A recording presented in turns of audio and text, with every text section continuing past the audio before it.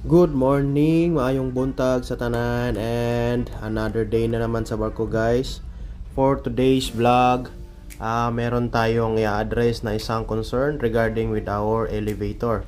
So ngayon pala guys, yung location namin is andito kami sa Atlantic Ocean. Ayun. So for today's vlog guys, titingnan natin yung elevator system natin, no? Yung concern pala natin guys ay galing sa mga crew, and then sabi nila pag sinakyan daw yung elevator natin, grabe daw yung pag-swing niya from port to starboard or from starboard to port side.